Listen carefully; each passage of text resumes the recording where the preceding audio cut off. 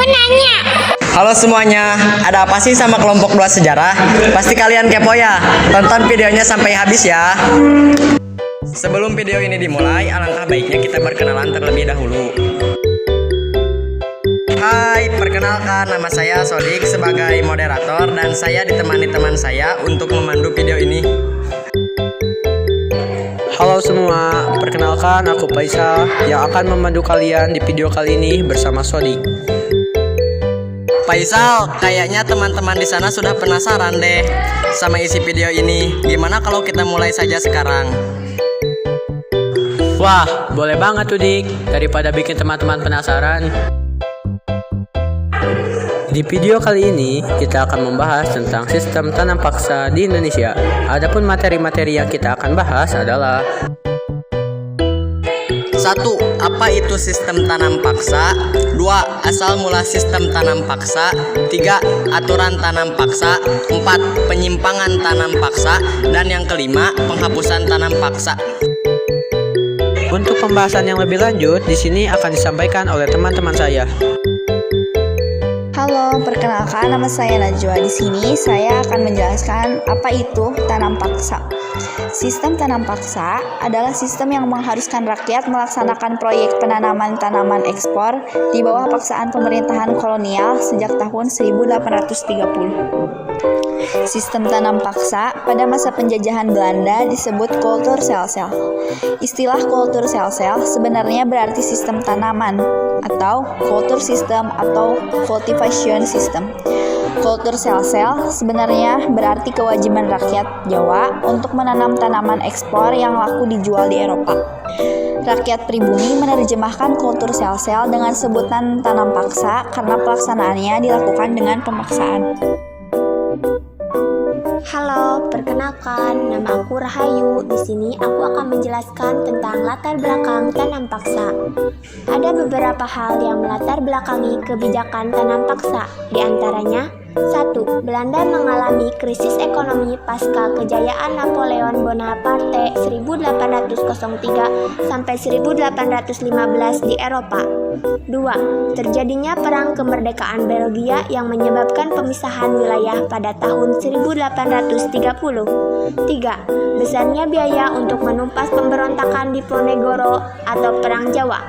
4. Kas Belanda kosong dan utang Belanda yang sangat banyak. 5. Pemasukan dari penanaman kopi tidak cukup untuk menutupi kekosongan keuangan. 6. Kegagalan praktik liberalisasi dalam menggeruk keuntungan tanah jajahan Hindia Belanda. Halo, nama aku Undal Panuriska. Di sini aku akan menjelaskan beberapa materi tentang tanam paksa, yaitu aturan tanam paksa, penyimpangan tanam paksa, dan penghapusan tanam paksa. Aturan tanam paksa. Yang pertama, penduduk diharuskan menyediakan sebagian tanahnya untuk tanaman yang laku dijual atau diekspor ke Eropa. Yang kedua, tanah yang dipergunakan tidak melebihi 1/5 yang dimiliki penduduk desa.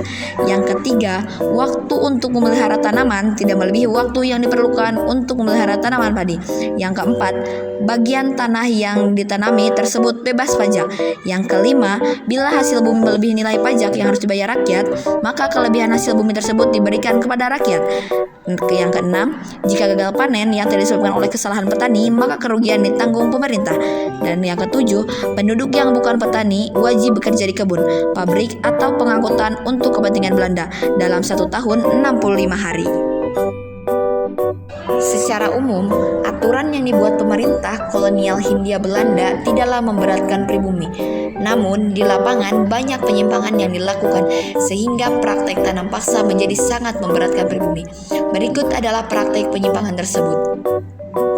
Yang pertama, waktu yang dibutuhkan melebihi batas waktu penanaman padi. Yang kedua, tenaga kerja mendapat upah yang tidak sesuai. Yang ketiga, kelebihan hasil panen tidak dikembalikan kepada petani. Yang keempat, petani harus membayar pajak. Yang kelima, kegagalan panen menjadi tanggung jawab petani. Dan yang keenam, seluruh panen wajib diserahkan kepada pemerintah Belanda. Penyimpangan-penyimpangan yang terjadi semakin memberatkan rakyat. Akibatnya, terjadi kelaparan dan gagal panen. Wabah penyakit juga muncul akibat banyaknya kematian akibat kelaparan, sehingga jumlah penduduk menurun tajam. Penghapusan tanam paksa.